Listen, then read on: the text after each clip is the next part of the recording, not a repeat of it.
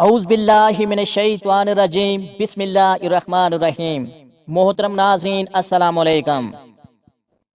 آج ہمارا موضوع ہے ایک مسلمان کے دل میں رسول اللہ صلی اللہ علیہ وآلہ وسلم کی محبت کا اندازہ کس چیز سے لگایا جا سکتا ہے۔ ناظرین، ویڈیو کو شروع سے لے کر آخر تک دیکھیں۔ حضرت ابو ذر رضی اللہ عنہ بیان کرتے ہیں، ایک مرتبہ میں نے عرض کیا، یا رسول اللہ، مجھے کوئی وصیت فرمائیں۔ آپ صلی اللہ علیہ وآلہ وسلم نے فرمایا، میں تمہیں اللہ تعالیٰ کا تقوی اختیار کرنے کی وصیت کرتا ہوں کہ یہی سارے معاملے کی اصل ہے۔ میں نے عرض کیا کہ یا رسول اللہ، مجھے کچھ اور بھی نصیحت فرمائیں۔ آپ صلی اللہ علیہ وآلہ وسلم نے فرمایا، اے ابو ذر، تلاوت قرآن اور اللہ کا ذکر ضرور کیا کرو، یہ دنیا میں تمہارے لیے بیس نور اور آخرت میں تمہارے لیے نیکیوں کا ذخیرہ ہوگا۔ محترم ناظرین، ایک مسلمان کے دل میں رسول اللہ صلی اللہ علیہ وآلہ وسلم سے محبت کا اندازہ اس کے ایمان کی مضبوطی سے کیا جا سکتا ہے۔ چنانچہ مسلمان کا ایمان مضبوط ہو، اس کی رسول اللہ صلی اللہ علیہ وآلہ وسلم سے محبت بھی اتنی ہی گہری ہو جاتی ہے۔ آپ صلی اللہ علیہ وآلہ وسلم کے ساتھ محبت اللہ تعالیٰ کی اطاعت اور بندگی ہے، اور شریعت نے نبی صلی اللہ علیہ وآلہ وسلم سے محبت واجب اور فرض قرار دی ہے۔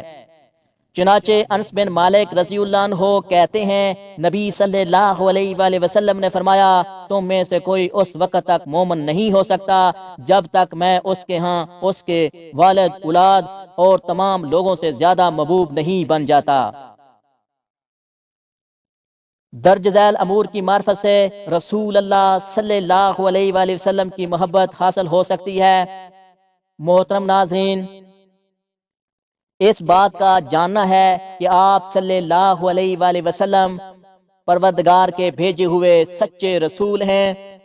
اللہ تعالیٰ نے لوگوں تک اللہ کے دین کو پہنچانے کے لیے تمام جہانوں سے آپ کو پسند فرمایا اور چنا، اور اللہ تعالیٰ نے آپ کو اس لیے اختیار فرمایا کہ اللہ تعالیٰ کے ہاں آپ محبوب اور پسندیدہ ترین شخصیت ہیں۔ اگر اللہ تعالیٰ آپ سے راضی نہ ہوتا تو آپ کو پسندیدہ اور چہتا نہ بناتا۔ اس لیے ہمارا فرض بنتا ہے کہ ہم بھی اس شخصیت سے محبت کریں جس سے اللہ تعالیٰ محبت فرماتا ہے۔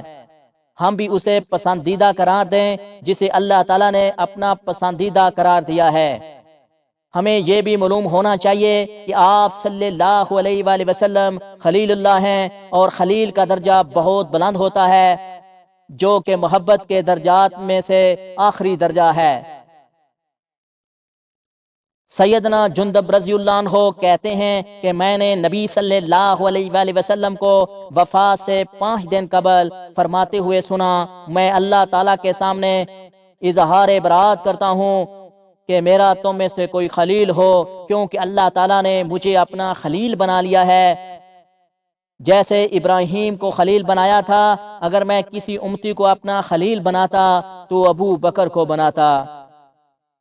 محترم ناظرین، ہم آپ صلی اللہ علیہ وآلہ وسلم کا مقام اور مرتبہ جانیں اور اپنے ذہنوں میں نقش کریں، اور یہ بھی عقیدہ رکھیں کہ آپ صلی اللہ علیہ وآلہ وسلم ساری بشریت میں سب سے افضل ہیں۔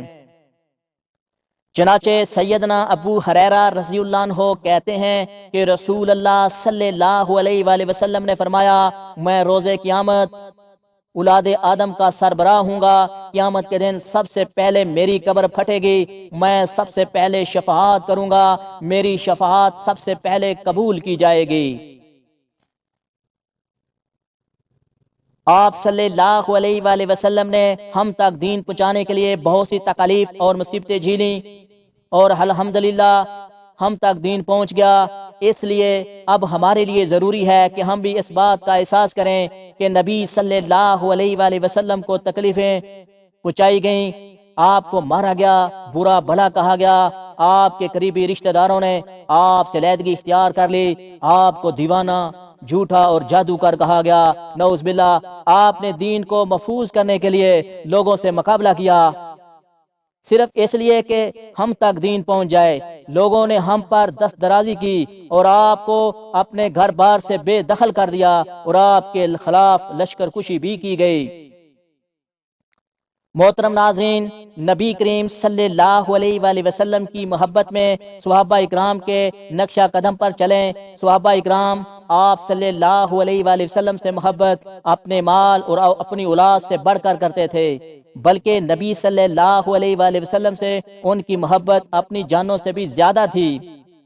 ذیل میں کچھ عملی نمونے ذکر کرتے ہیں۔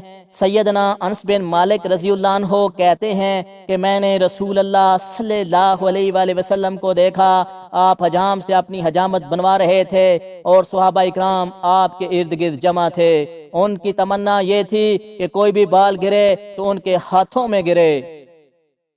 محترم ناظرین، اسی طرح حضرت انس بن مالک رضی اللہ عنہ سے مروی ہے کہ جب عہد کے دن ابتدائی طور پر لوگ شکست خوردہ ہو کر نبی صلی اللہ علیہ وآلہ وسلم سے دور ہو گئے تو اس وقت ابو طلحہ نبی صلی اللہ علیہ وآلہ وسلم کے سامنے تھے اور اپنی چمڑے کی ڈھال سے آپ کا دفاع کر رہے تھے۔ ابو طلحہ نہایت ہی کھینچ کر تیر مارنے والے تیز تیر انداز تھے۔ اسی دن انہوں نے 2 یا 3 کمانیں توڑیں۔ اگر کوئی شخص اپنی ترکش میں تیروں کے ساتھ وہاں سے گزرتا تو آپ صلی اللہ علیہ وآلہ وسلم اسے فرماتے اپنا تیر ابو طلحہ کے سامنے پھیلا دو۔ اسی دوران نبی صلی اللہ علیہ وآلہ وسلم دشمن کی طرف دیکھنے لگے تو ابو طلحہ کہنے لگے اللہ کے نبی، میرے ماں باپ پر فدا ہوں، آپ دشمن کی جانب مت جھانکیں، کہیں دشمن کا کوئی تیر آپ کو نہ لگ جائے، میرا سینہ آپ کے لیے حاضر ہے۔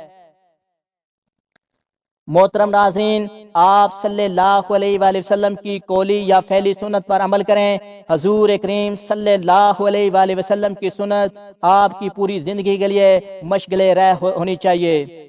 آپ صلی اللہ علیہ وآلہ وسلم کی بات کو سب کی باتوں پر ترجیح دیں۔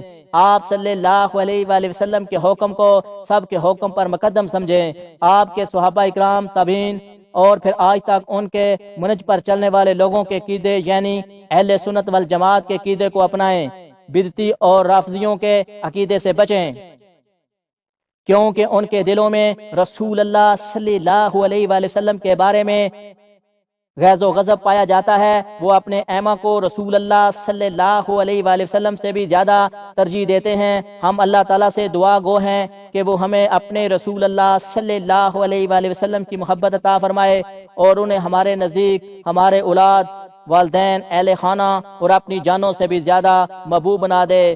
آمین ثم آمین۔